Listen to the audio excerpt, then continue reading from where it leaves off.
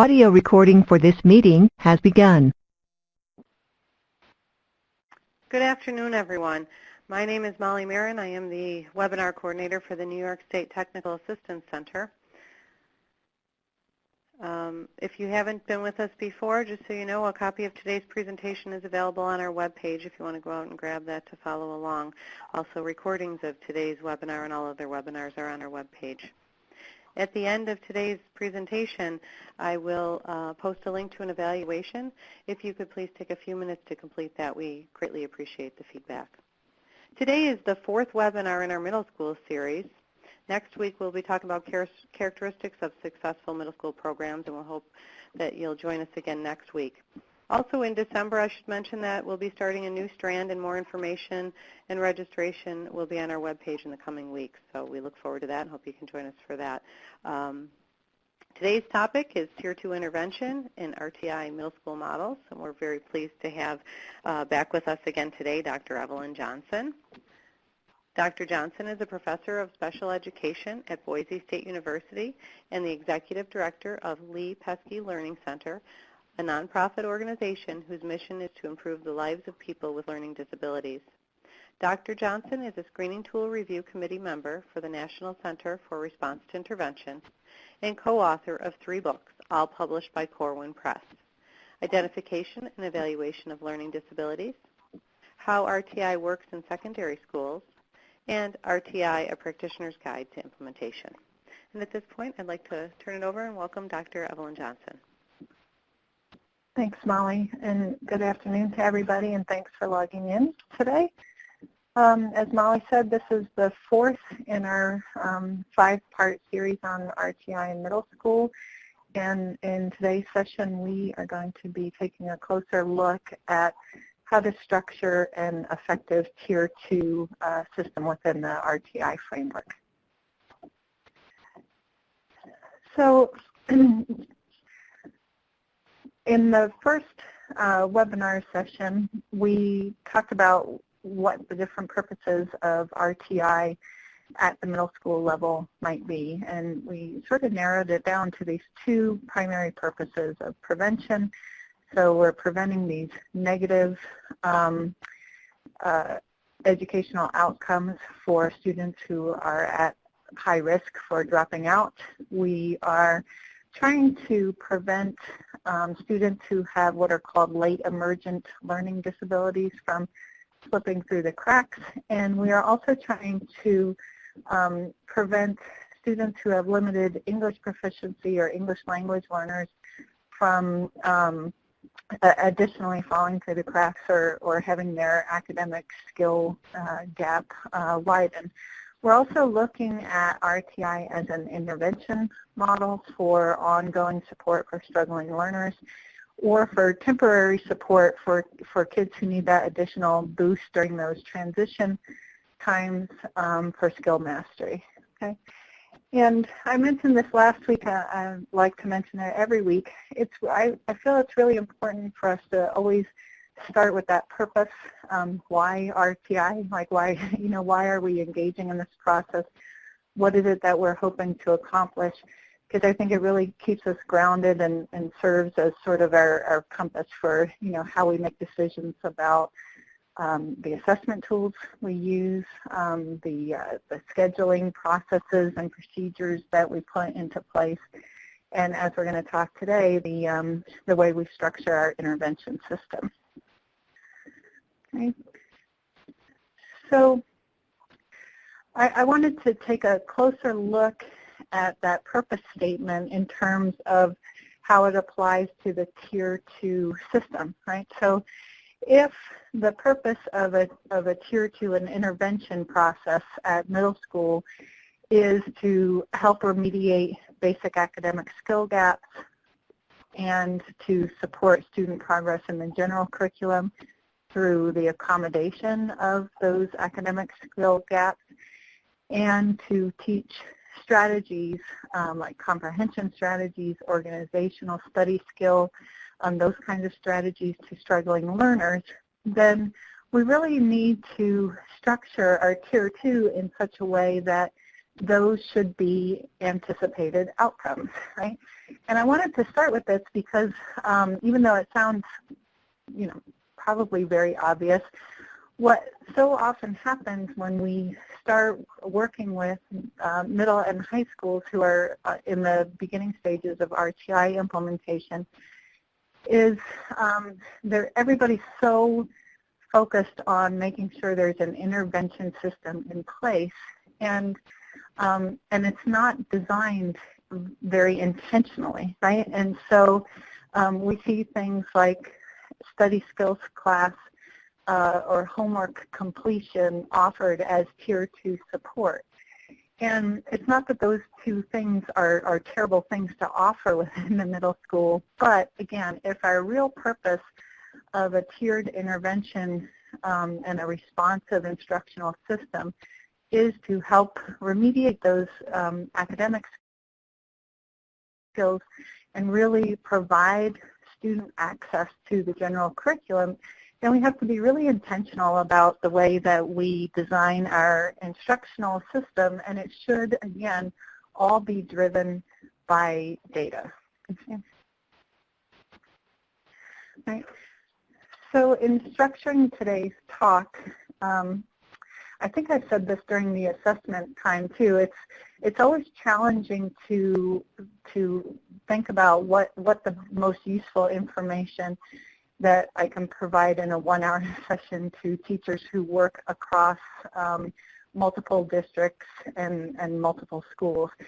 And so rather than talk about specific intervention programs, I've structured today's talk so that we're looking at what are the important elements of a Tier 2 system, and then in looking and focusing on reading and math as the most likely academic skill areas that will probably require intervention, what are the ways that we can look at those two constructs? How can we identify what student needs are, and then how can we structure a responsive intervention system? And that way, the school and district level decisions about interventions can be sort of held up to this framework. So are existing tools helping us meet our goals? Are they structured in a way that we can anticipate that they will actually be effective in helping us meet the needs of struggling learners? Right. So I just wanted to present you with that orientation so that as we go through, you can be thinking about your own program that you might have in place, the different intervention programs that you use, and really think about how those tools maybe fit within this larger Tier 2 infrastructure. Okay, so the 4 components that really have to be in place for intervention to be effective is we really need to have strong assessment tools that serve as both first our identifier of who is at risk, so our screening tools, and then strong assessment tools that help provide us with some more diagnostic information so that we can get some stronger insight into both the size of the discrepancy and then the nature of the student's issues. And we'll take a closer look at how we might categorize those in both reading and in math. Okay. We also need to have very targeted instruction. And again, this notion of targeted instruction is where we'll spend most of today's session on. But I want to emphasize it because, again, we want to avoid the study skills or the homework catch-up Tier 2 intervention system, because it's not really an intervention. It is definitely a tool and a support for children. But again, keeping in mind our purpose, homework completion doesn't really help us fulfill that goal of helping our struggling learners remediate or close academic skill gaps.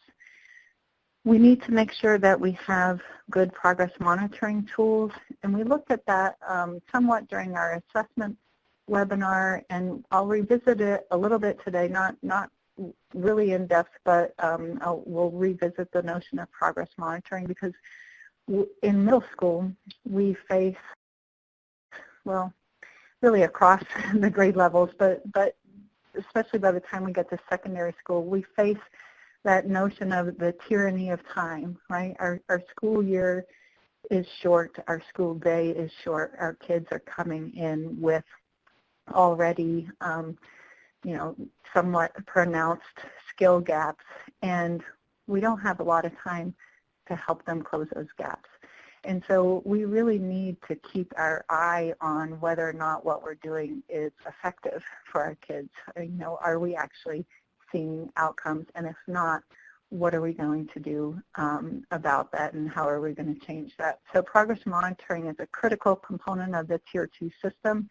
And then we really have to make sure that we allocate the time and intensity needed for our interventions to be effective. And last week we looked at scheduling considerations and how we can structure and build within our schedule enough time to ensure that we're allowing for that time and intensity.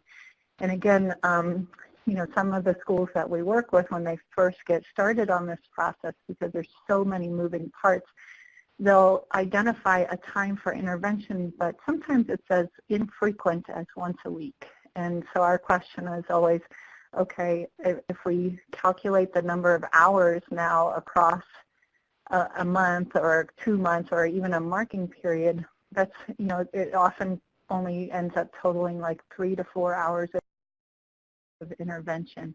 And then the next question is it reasonable to anticipate that that short amount of time is not only going to help our students continue to make progress, but to actually close academic performance gaps? Okay. When we look at in more detail about how that intervention time should be structured, then we need those 4 components to guide our Tier 2 system. But then we really have to be mindful about how we structure our intervention time. And so what this chart shows is just the different criteria that we should consider when we're designing and implementing our intervention system, and then what would be an example of a strong implementation and what would be an example of a weak implementation, right? So if we know, if we think of that strong column as our gold standard of a Tier 2 intervention model, then how close can we get to that gold standard, again, so that we can ensure that we are going to be able to accomplish our goal of really supporting our struggling learners. And so when we think about who our instructors should be, in an ideal scenario, we would have reading and math specialists, even at the middle school, who would be able to deliver our interventions. Okay? If we look at what a very weak implementation would be, is having an instructional aide who has, very little supervision from a highly qualified teacher, and therefore we're really unsure what's happening during intervention. Okay? So a lot of middle schools don't have the luxury of having a reading specialist, let alone a math specialist. And so if that's the case, then a next step from that would be to get somebody who has a reading background or who is a very skilled math teacher, not only in their knowledge but in their ability to really communicate math well to kids who don't just get it, right? So again, if we start with that strong point, and then we can think about how, what is one step away. If we go 2 steps away, how much are we compromising the quality of that intervention and so on. When we look at group size and composition, there's a lot of mixed information out in terms of what an effective intervention size is. So again, I like to make sure that I'm spending time staying really current on what the latest thinking is in terms of our group size recommendations, and two fairly recent meta-analyses on comprehension interventions for adolescent readers were published in Learning Disabilities Research and Practice.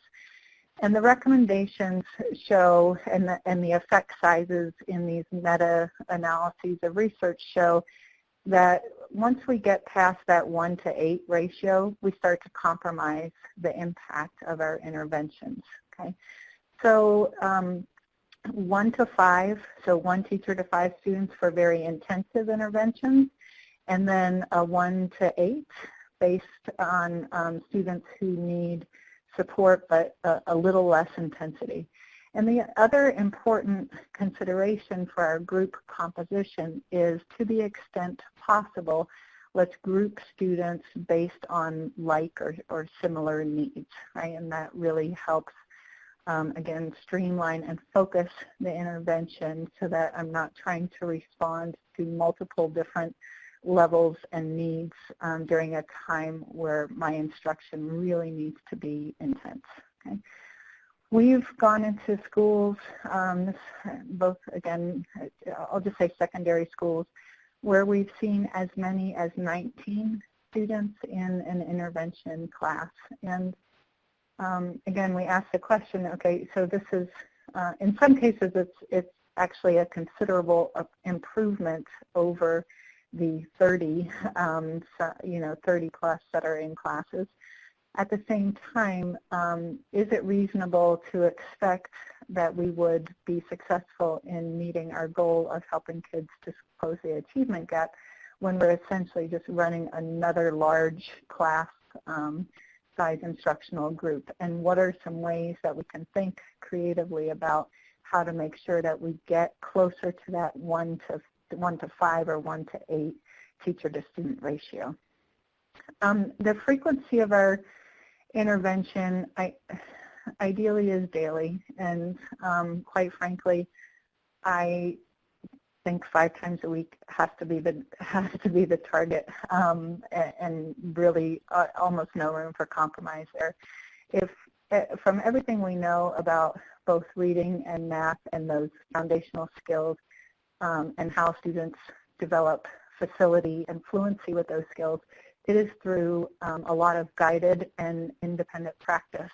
And when we're working with struggling learners at the middle school level, for me it's always helpful to think outside of school, these kids most likely are not engaging in additional skill development for the most part. I mean, there are exceptions for sure. So I have to make every minute of my instruction count for these kids. And so I want to make sure that my interventions are provided often enough that I give kids the opportunity to develop vocabulary, develop a larger sight word reading vocabulary, develop that increased fluency with basic number operations. And the best way to do that is practice, practice, practice. I can't do that if I'm only meeting twice or even 3 times a week. Okay. My program of instruction really needs to be focused on areas identified in the research as being critical for overall performance in the larger construct. And so that was a huge mouthful right there, but we'll take a much closer look at what that means for both reading and math in a minute. And then a weak implementation of that would be an intervention program that's not coherent. And so that would, again, be more like the, what homework do you have, what projects do you have, where I'm helping the child stay on top of their work, but that's not necessarily going to translate into increased academic performance or skill development that will enable the child to become a more independent, successful learner over time. Okay.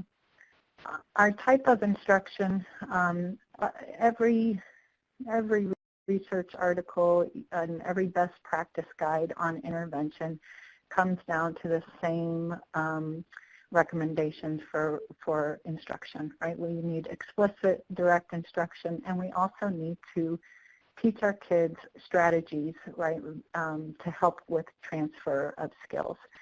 I couldn't even think of what a week implementation would be, right, because those, again, those recommendations are consistent across research groups, across content areas, actually across grade levels. And so we want to make sure that our intervention really employs those types of instructional strategies. And then duration, you know, it's really driven by need, but again, when we think about the task in front of us, for many kids, we are attempting to close an achievement gap that has formed over, like even if we start in 6th grade, we're already 6 years, and we're in our 7th year of schooling for these kids, right? So we have a lot of time to make up for. And so if we can work 60 to 90 minutes in the schedule, that's ideal. Anything much less than 30 minutes, again, we get into that area of, is it really going to be intense enough that we should have any expectation of seeing impact?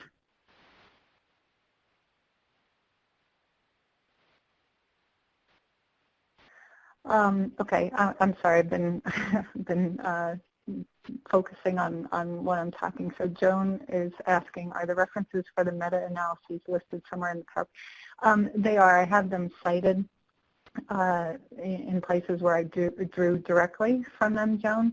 And then Joy's question is related to Common Core.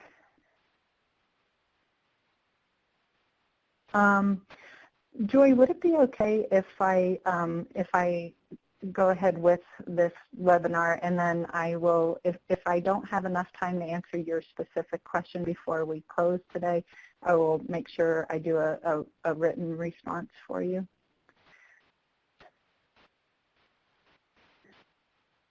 Okay, thank you. So when we think about how to structure a reading intervention program, I find it really helpful to think about, you know, what are some of the common characteristics of struggling readers in middle school. And so these probably seem very obvious, or they're very intuitive to all of you.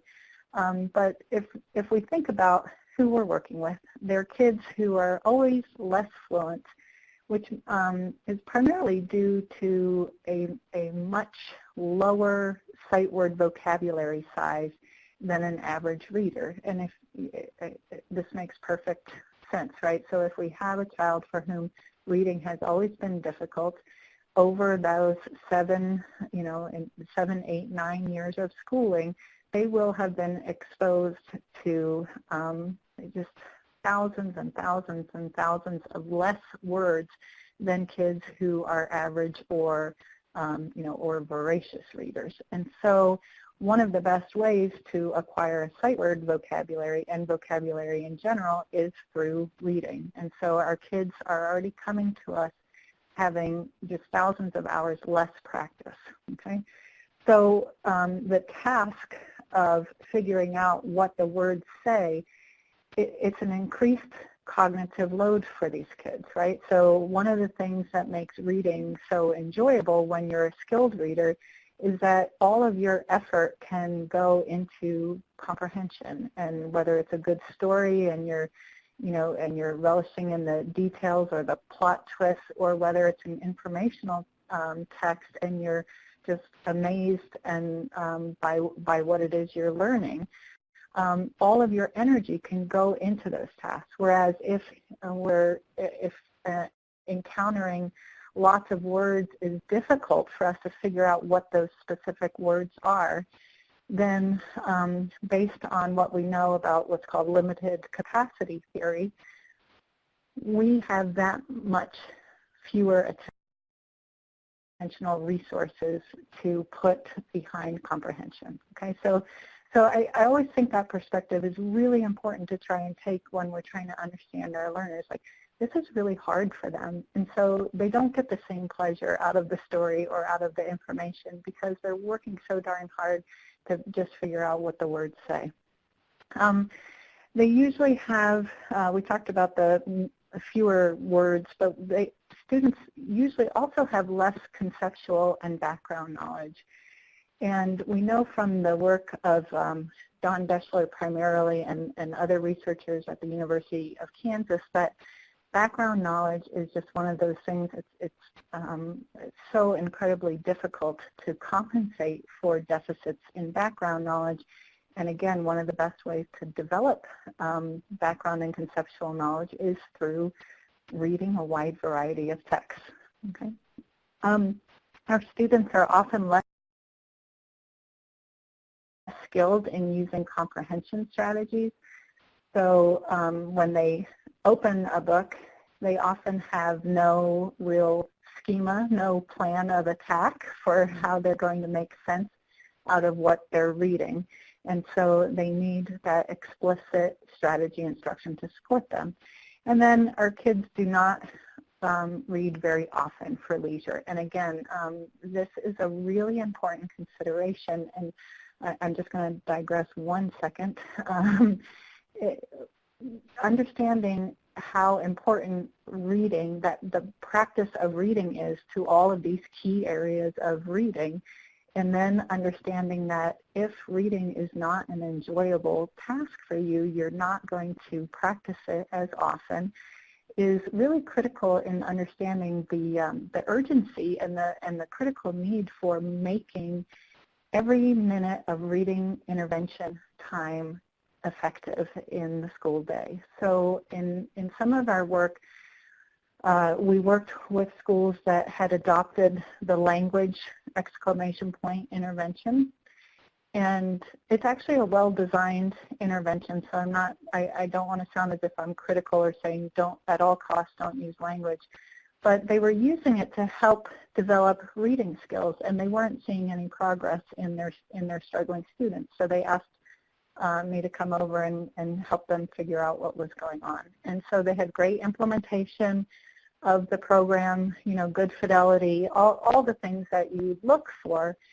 And yet when we really sat down and we kind of broke down what was happening during the intervention time, over the course of a week, the kids actually read maybe 6 pages of text, maybe 10 on a really good week, okay? So, and again, keeping in mind that these kids are that's probably the only reading they're doing that week, it's not enough to have any significant impact on their overall reading ability. Okay, so I've probably beaten that point to death by now. So if you take away nothing else, please take that point away and remember every minute counts. And so those are some of the overall characteristics of our struggling readers. And so when we think about what are the implications then for how we might start to organize our intervention, one of the easiest frameworks is the simple view of reading. And so the simple view of reading simply says that a person's reading ability is a function of their ability to decode and their listening comprehension, right? And so with that model of a simple view, it's really easy to sort of start this initial categorization of struggling students. Either they're going to have a decoding issue, or they'll have a comprehension issue, or they'll have both, right? And so when we look at what the research on adolescent struggling readers suggests, there are still students who struggle pretty significantly with initial word reading skills. So the Reading Next panel, which came out several years after Reading First, puts that estimate of kids in middle and high school who still are struggling with those like basic decoding skills at about 10% of our struggling readers. Okay? And then the much larger group are students who have adequate, so they're not as fluent, but they actually know for the most part what the rules are. So they have adequate but not strong word level skills, but they struggle with vocabulary, background knowledge, comprehension, and motivation. Okay? And those two cuts really, I think, help us think about now, okay, so I'm going to need and a way to identify the severity of the discrepancy in reading and then the nature of my students' reading challenges. Okay? And to do that, I'm going to need tools that help me really discern the extent to which word reading skills are impacting performance versus whether their word reading is okay. They may be on the low end in terms of their fluency. If we did the oral reading fluency measure, for example, they may be in the lower quartile. But that's adequate. It's sufficient for reading most text, and really what they need support with is that comprehension and vocabulary knowledge. Okay, and so all of this suggests that if we have a group of those kids who are struggling with word level skills, then we need to make sure that at some point we provide interventions that are focused on word level reading skills. So we have found this over and over again that kids who are really slow readers when we administer an oral reading fluency check, when we ask them to read like multisyllabic nonsense words or even multisyllabic real words that they don't know, they often have no strategy for how to approach that longer word. And so through some intervention that focuses on how to chunk words, break up syllable types, identify, by identifying the number of vowel sounds in a word, it tells you the number of syllables, and now suddenly they have a plan of attack for longer words. And just through that intervention alone, we are often able to really see significant improvements in students' word level reading ability. Okay.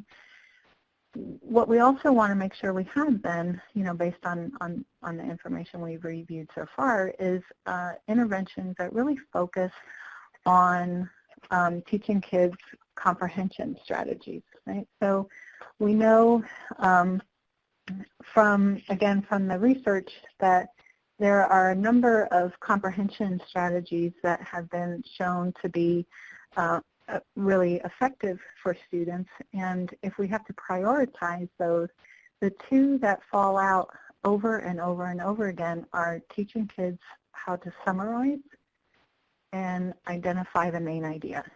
And those, so if we teach nothing else to our kids, those two comprehension strategies, again, across many different research reviews and research studies, those two strategies always have the highest effect size in terms of increasing student reading comprehension performance. Okay. We want to make sure that we really provide intensive reading classes for students who are reading well below grade level. So again, an ideal scenario, we would be able to have sort of a tiered within tiers, or what one district we work with calls it levels within tiers of intensity based on student need. So because students who are just slightly discrepant have way different reading intervention needs than kids with more pronounced discrepancies in their reading. Okay? And so some of the ways that we can manipulate the intensity of our intervention is, by the focus of what we're teaching. So for kids who really need that word level work, that's one way. The other way we can do it is by looking at our instructional group size. So even within a 60 to 90 block, let's say, for example, we don't have the luxury of running two separate interventions. Is there a way that for even like 15 minutes of that 60 to 90 minute block, can we get somebody in there who can work with students on those word reading skills in a very intense way, right? So that we make the intervention group smaller, even if we can't manage to do it for the entire intervention period, if we can do it for part and have some really intense, focused word level instruction. That can be one way to make sure that we're meeting the needs of this sort of continuum of struggling learner. Okay? We can also manipulate the intensity by the length of instruction. So for kids who are really far behind, we really want to spend the time helping them develop their reading skills. So if we have those hard decisions to make about, we have to restrict the number of electives you can take because, reading is much more important, then we might have to make those considerations in terms of helping to make sure that we're providing our struggling learners with the kind of instruction they need so when they graduate, they at least have reading levels that are going to enable them to be successful.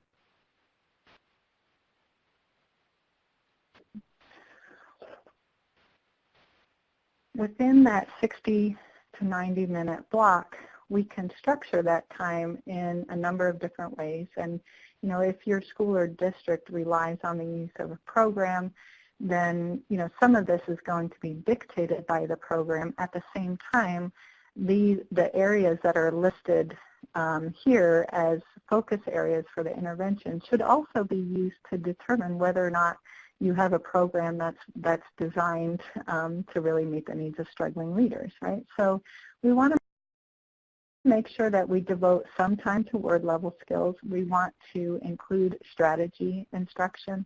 We want to have both embedded and systematic vocabulary instruction. So we want to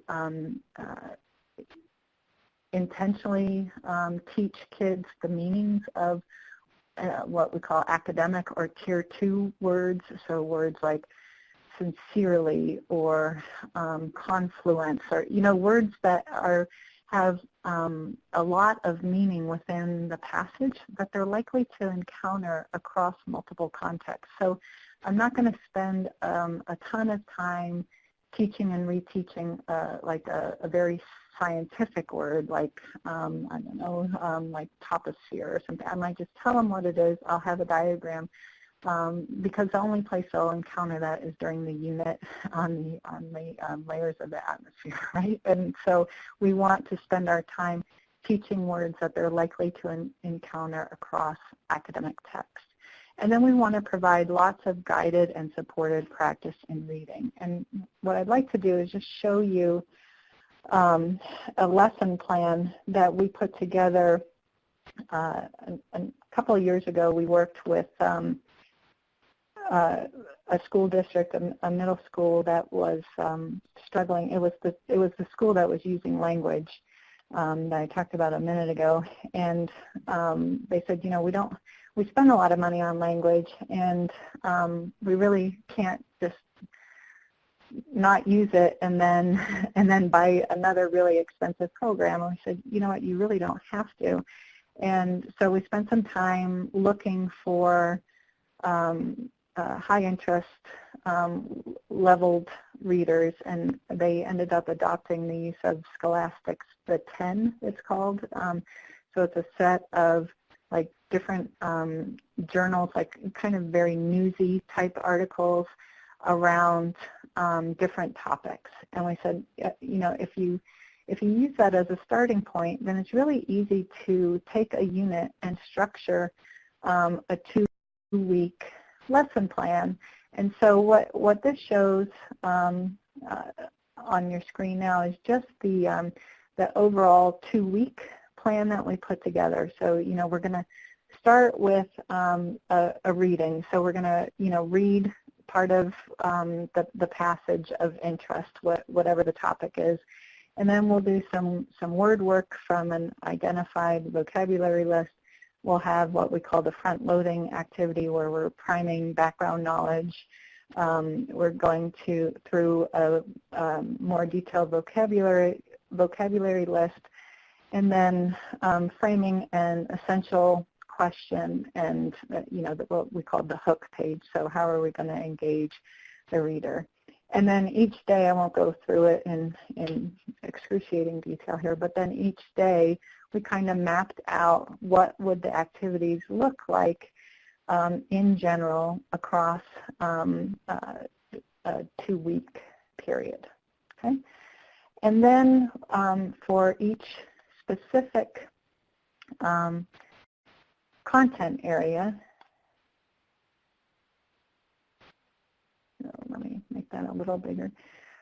This now shows what a daily lesson, a more detailed daily lesson looked like using the unit that was called the Most Amazing Adaptations in Nature. And so the essential question was, which was the most amazing adaptation of all? And so the students read a number of passages, and what we did here was just demonstrate how we would use that 2-week general template and turn it into a daily template so that we are including those components of reading instruction that we've gone over. And we mapped that out for them. So once they had this structure in place, then for every following unit, they could use a similar type structure for how they were going to orient their reading. And what wasn't provided with the 10, but that we worked with, was the comprehension strategy. So we provided them with a summarization organizer for teach. So some of that front-loading activity was teaching kids how to summarize. And then during these lessons, the kids get to apply that strategy with a lot of practice and support. Over time, what we ended up doing was having the teachers work with the content area teachers to use the same strategy, comprehension strategy, in the content areas to help with that transfer and generalization of the strategy we're teaching them in intervention to the general classroom, right? Our goal is always to help our kids become more independent learners. So Molly, sorry, I forgot. It's only been a week and I forgot how to stop screen sharing. And so I just wanted to share that with you as a way to demonstrate that we really didn't invest a lot of money into curricular materials, and yet we were easily able to represent the components of effective reading instruction with a set of materials through a model and an infrastructure framework that the teachers could then use on their own. And if they got tired of using the 10 materials, then, after a couple of uses, then you get the idea of, okay, I have this larger topic. I'm going to read multiple texts all related to that topic, which is a great way to help develop vocabulary and background knowledge. And now I have this lesson planning template that's really just going to guide my instructional practice. Okay. Over time, I just need to finish the story of that school because it was so much fun working there. Over time, they ended up seeing much more significant increases in their students' reading ability, both on curriculum-based measures, on their benchmarks, and on our state level assessment. That doesn't mean we got all kids to become proficient, but we kept track of our data, and we were able to show that a lot of kids ended up either moving up a level, and we were able to move some struggling readers up to that proficient level, which they had not been able to successfully do through using the program language. Okay. So for progress monitoring for reading, a question I get all the time is, do we use MAIS? Do we use oral reading fluency? And our recommendation is, if we're working with kids with those more pronounced skill deficits, we want to use oral reading fluency. So again, these are kids who are significantly discrepant in terms of their fluency levels from their grade level peers. So the reason why I advocate for oral reading fluency is because it's a much more sensitive measure than Mays. So even if you only get small improvements, you're able to measure them simply because there's more score to be had, right? So a word count of words read by minute, it gives you, there's more room for you to move up than a fixed number of blanks in a Mays passage, if that makes sense. And so, so that's one reason, is that we want to be able to really measure even small levels of growth for our kids, because seeing that growth is so motivating, not only for the student, but for the teacher. Like, what I'm doing is having an effect, and so let's keep at this. But the other reason why it's really important to use oral reading fluency with our kids who are more discrepant is because it gives you so much more insight into their reading than, scoring a Mays passage. You can listen to them read. You can get a sense of the kinds of things that are making them struggle. You can get real insight into what strategies they use or don't use for reading unknown words. You can determine whether they're able to sort of self-monitor their comprehension. So if they do make a mistake in their reading and it really makes no sense when you're listening to it, then could you, do they have the ability to stop and do that reread to fix any holes in their comprehension? Okay. With progress monitoring, we want to make sure that we graph the results, and in the assessment considerations, and even last week I shared the cbmfocus.com, which is a free program that it doesn't provide you with the passages, but it's just this really slick Excel tool for graphing our results. We enter scores, and then the program creates lovely progress graphs for us that we can then use to help determine whether or not a student's responding to our intervention. And then the other question that we get all the time is, what grade level passage should I use for monitoring? And again, this is where I always say, let's go back to purpose. If our purpose is of Tier 2 is to really help our kids get back into grade level performance standards, then unless a child is so discrepant that they can't register a score on a grade level passage, or it's so frustrating that they shut down, then we want to monitor at grade level, right? Because that's our goal, is to get them on grade level, and so we don't know. It's really hard to interpret what progress means unless we're using the metric that we want them to hit. Okay. So I see a couple questions have popped up here. So before we transition over to math, Lori, yes, I can share a copy of the lesson, of the 2-week lesson plan. That's easy to do, and I will try and do it as soon as the webinar ends, so I don't forget. But if Molly, if I don't get it to you like today or tomorrow, please, someone email me and say, please send it to me, and I'll do it. Okay. And then Joshua's asking, where does skill development in writing fit into your instructional plan? So, we only have an hour and 15 minutes, so I kind of intentionally didn't include reading, math, and writing, even though I started out with that in mind. And so in terms of integrating writing within a reading intervention, there are always lots of opportunities through spelling, through written summary. If we're teaching comprehension strategies, then we can teach kids structures in writing. So for example, one of the things that we do is we use the self-regulated strategy development, the Harris and Graham writing process. So they use a lot of mnemonics and outlines for how to structure paragraphs. So one of the most common mnemonics that they use is called tree. So for an opinion piece, or actually it can be used, for multiple different writing prompts. And so the tree stands for the T is, your topic. The R is the reason, so the reason why you chose this as your topic.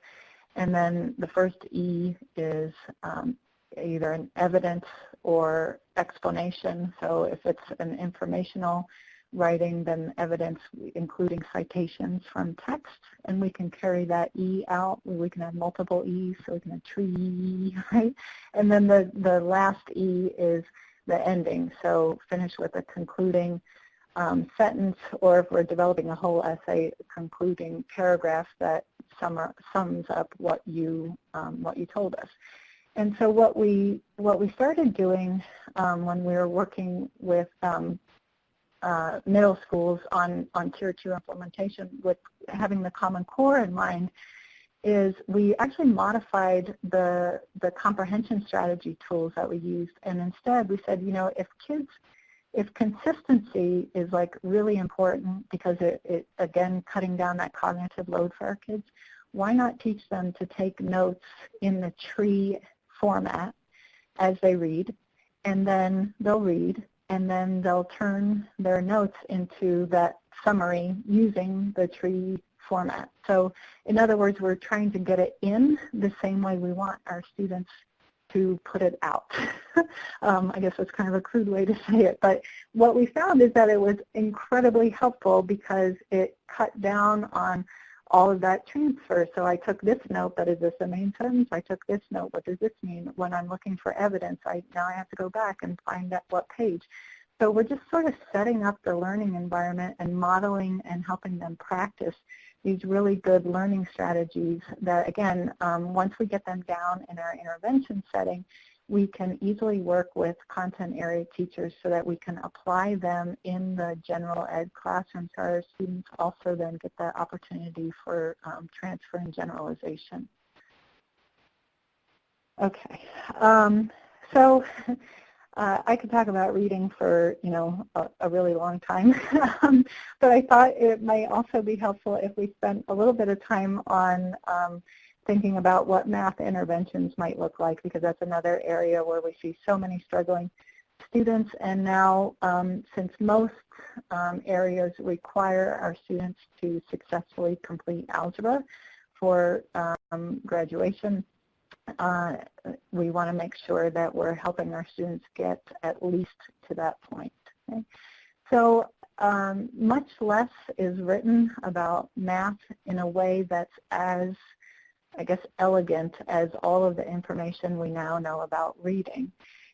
And yet we still know a lot. It just seems like there isn't that sort of coherent organizing framework, like reading has the big five, and then our Reading Next panel was so helpful in terms of helping us think about needs of adolescent learners. And so I tried to take the information that we have on struggling adolescent math students and put it into a framework that's similar for reading. Okay, so if we think about the characteristics of students who are struggling with math, quite often they don't have fluency with basic operations. So it doesn't mean they don't know how to do it. It just means that they don't have fluency with it. And so just like kids who have to devote more attention to decoding words, when our kids have to devote more attention to solving basic operations, it means they have less capacity to solve complex or multi-step problems.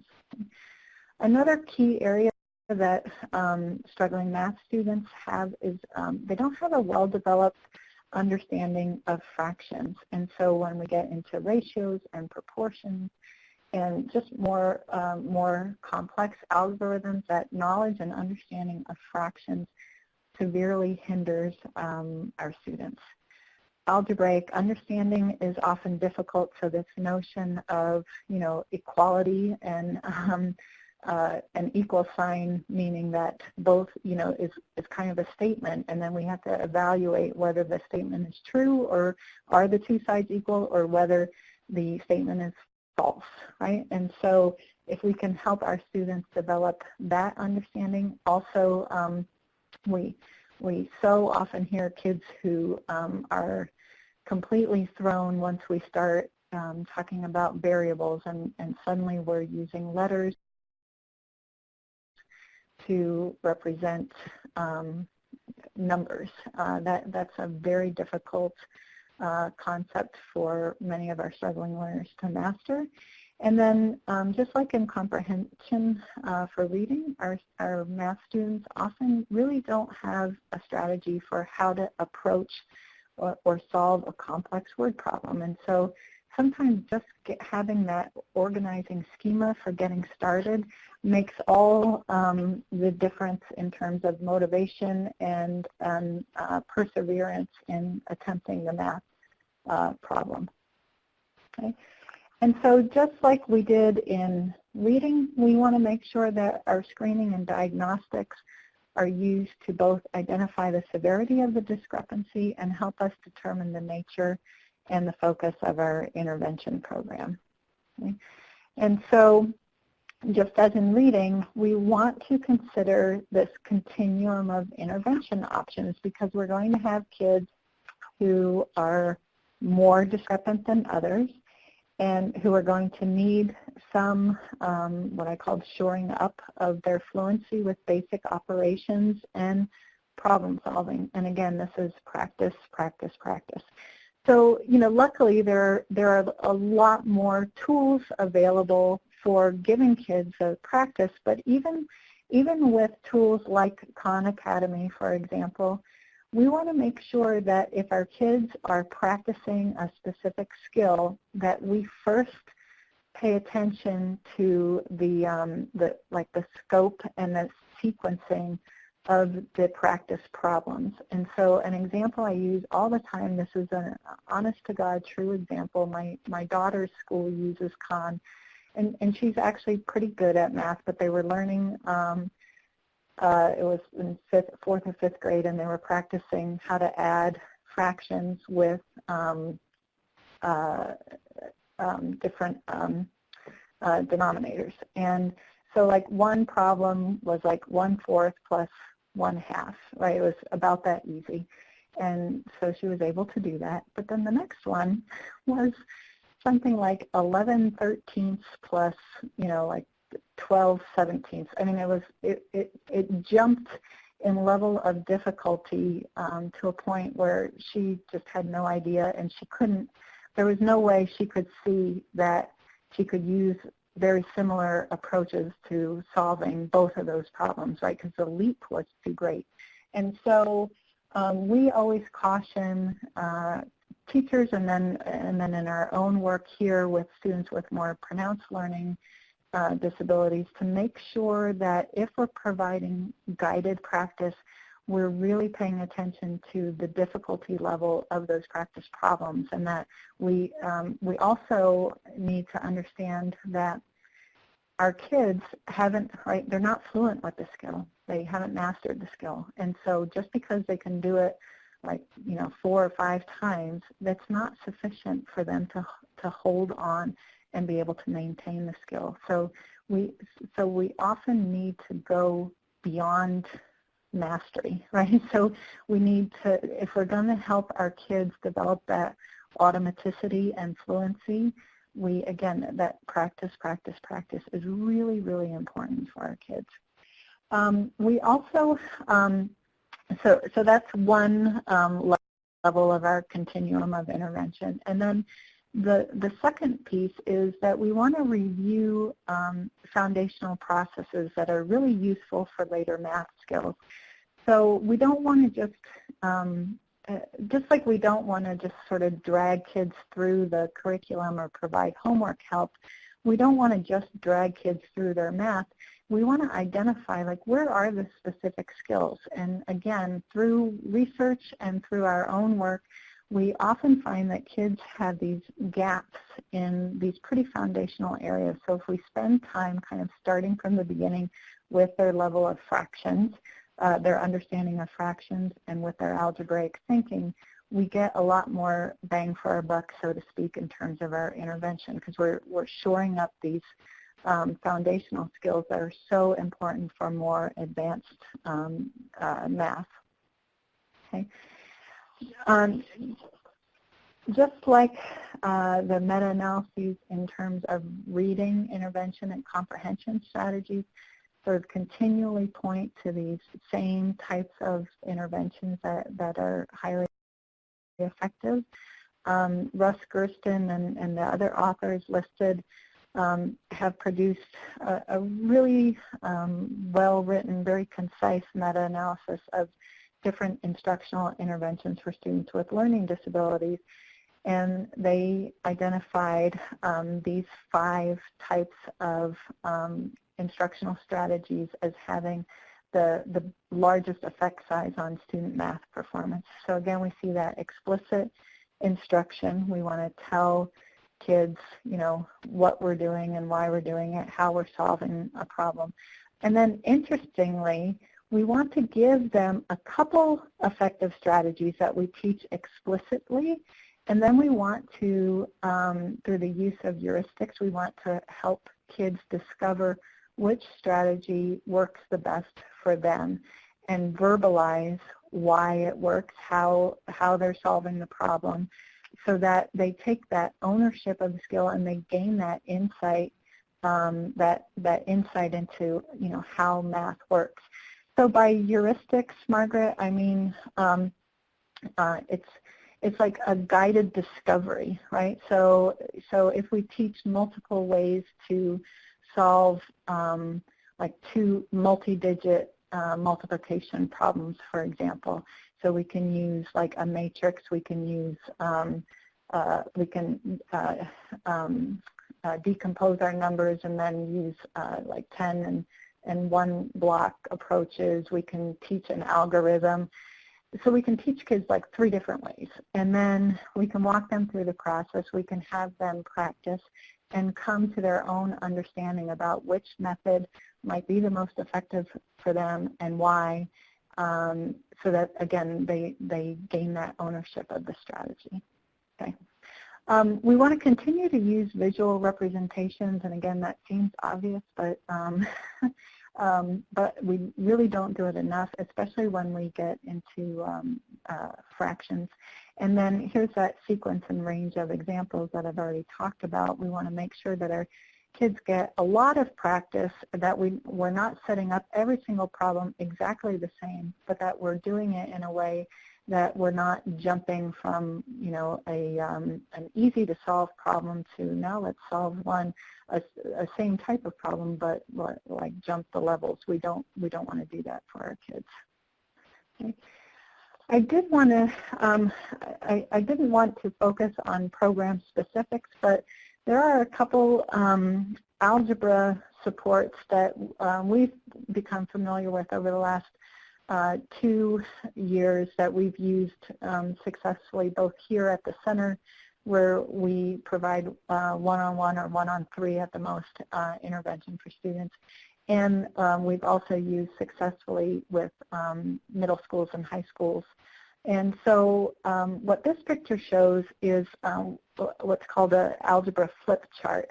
And it was developed by a teacher at the Landmark Academy in Massachusetts. It's a private school for kids with learning disabilities. And it's really just, you know, like a Cliff Notes to algebra. And so the kids prepare these index cards where they identify what the card is going to tell them, and then they put the relevant information on it, and it's just like their handy reference sheet. And again, if you think about cutting down cognitive load, now I don't have to remember all of my formulas. Now I don't have to remember all the specific steps, because if I forget, I have this handy reference sheet that I can go to, and it's going to help me solve, you know, whatever problem it is I'm facing.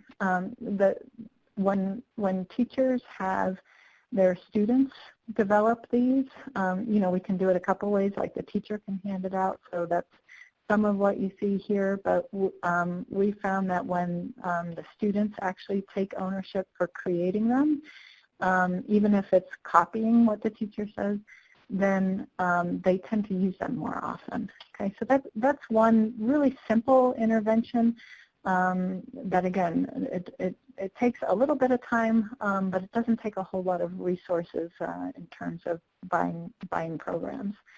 And then the other algebra intervention that we've been using is the one pictured here by Brad Witzel and Paul Riccomini.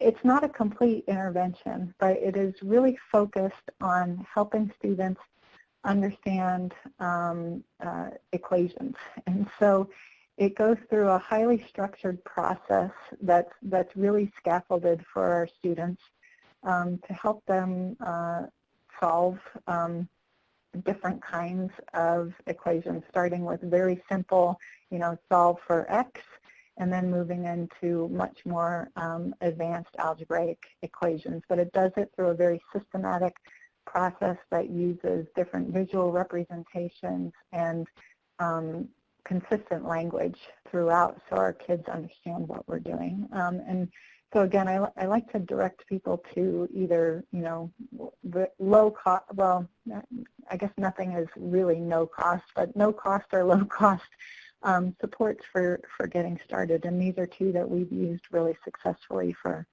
algebra. And then just like for any Tier 2 system, we want to make sure that we're progress monitoring the skill area. And for math, the skill area focus. So again, your school or your district will make the decision about what progress monitoring tool to use. At our center, we use the EASY CBM because they're broken up into these different strands. And so we can select which tool we're going to use to monitor progress for our students. And we want to graph results. We want to monitor on grade level when possible. But the other thing that we do in math that I actually don't advocate for in reading is the use of mastery measures. And so we want the curriculum-based measures, right? Those are that gives us that general information on the student's overall progress. But if I'm teaching them a very specific skill in math, I want to make sure that they have mastered that skill, right? And that doesn't necessarily show up on a curriculum-based measure. So I really want to use a combination of both. And on mastery measures, I'm not going to graph those results, but I am going to use it to help me know, like, okay, well, I've taught this skill, and either the student has it, and I can move on and just make sure that we're doing things to reinforce this skill. The student sort of kind of has it, and so I'm going to have to spend some more time practicing this skill, or the student really doesn't have any mastery of the skill, and so I need to figure out another way to reteach it. And so when I use those progress monitoring tools in conjunction with each other, that's going to help me, again, with that making sure that I am using my intervention time wisely and effectively, because if I don't have any idea of how my student is responding until I do an end of course exam, it's too late.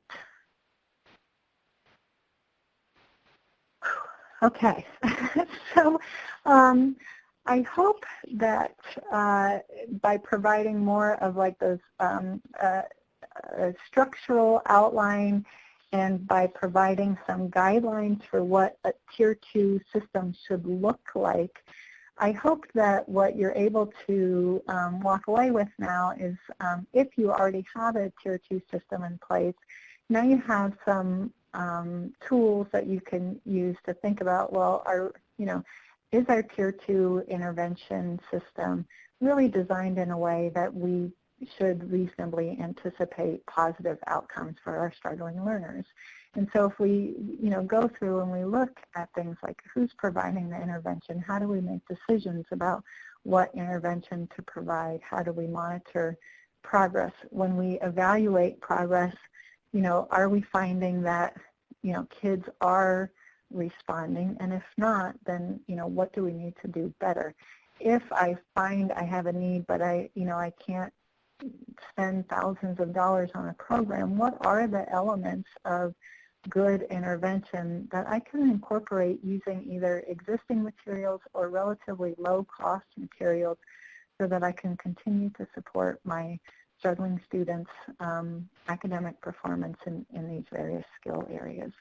And so hopefully that's more helpful than me just saying, here's a program, here's another program, and here's another program that I've seen in use, since all of those decisions are really outside my decision-making ability for all of you, and probably most of you don't make either you have to make them in conjunction with your school or your district level guidelines.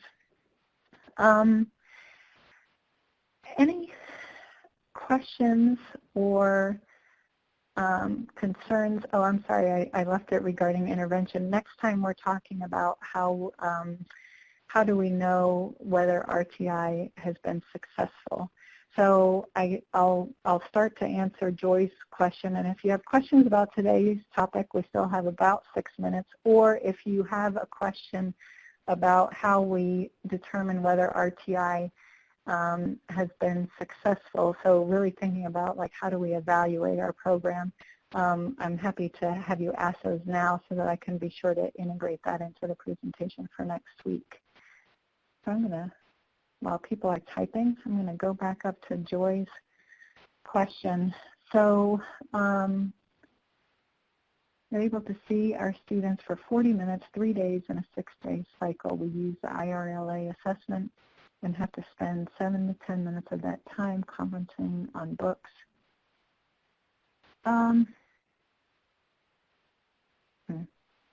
Well, Joy, you've asked a difficult question. Without more information, it's a little hard for me to answer. Other than, if at all possible, I would try and increase the number of days that you're seeing your kids. I would also, what would be really great is if you could have, it's unclear to me if you're providing intervention, so if you are, if you could have someone who knows, a good amount about reading come in and observe, and oftentimes it shouldn't always be someone outside of your school, but sometimes, they don't come with the same barriers, so we use this and we have to do this and this is how we do things. And you'd be surprised at how just sitting down and watching a lesson and paying attention to things like how much time are kids actually engaged in reading, how much time is actually devoted to vocabulary, how consistent is the instruction over a number of days. Sometimes just getting that feedback can help you, even if you can't change the larger parameters of your intervention time, making those smaller changes can have a tremendous impact on the efficacy. If you're bound to that 3-day schedule, then getting that insight from somebody who's knowledgeable about reading and who can give constructive feedback within the kinds of parameters that we discussed today. That's actually a large amount of the work that we end up doing in schools, and it's usually the place where we have the biggest effects because you just get locked into this is how we do things. And again, just those minor changes often have profound impact on our student performance.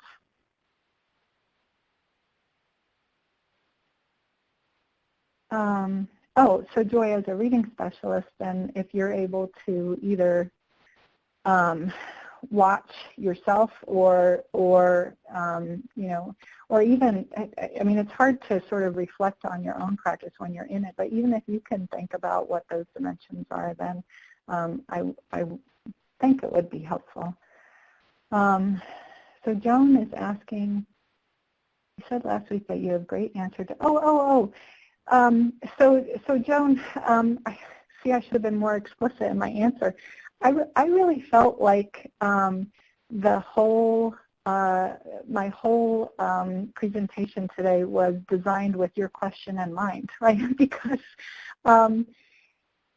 it's the strategies and practices that have the scientific evidence, right? And so it's really just kind of a shifting of our focus. Instead of saying, does program X, is it in the What Works Clearinghouse? Is it on the RtI site as being an evidence-based program?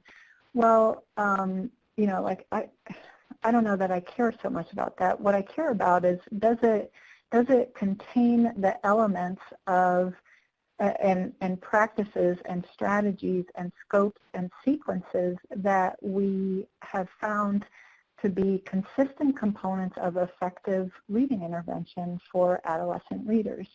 And if we can do that, if we can, just like the example of our lesson plan, well, the 10 isn't, I mean, that's not a scientifically based practice. And we had the same discussion with that district. He's like, well, I can't adopt it unless it's been shown to be research-based. And we said, well, it's just reading material. So here's what's going to be research-based about your intervention. And we, went through the lesson planning and we mapped it out with the research on effective practices, right? And then the most powerful response to that is one, if you can convincingly make that argument, then the most powerful evidence you can provide is the student growth that you're able to realize when you actually focus and implement those that kind of instructional program. So yes, sorry, I actually was thinking about that topic the entire time I was structuring the presentation, and I should have said it explicitly at the outset. Okay. All right. Well, with that, I think we're at the end of our hour and 15 minutes, and so I hope to see all of you next week. And Molly, I will email you a lesson plan that you should feel free to share with whoever would like access to it. And look forward to seeing you all next week.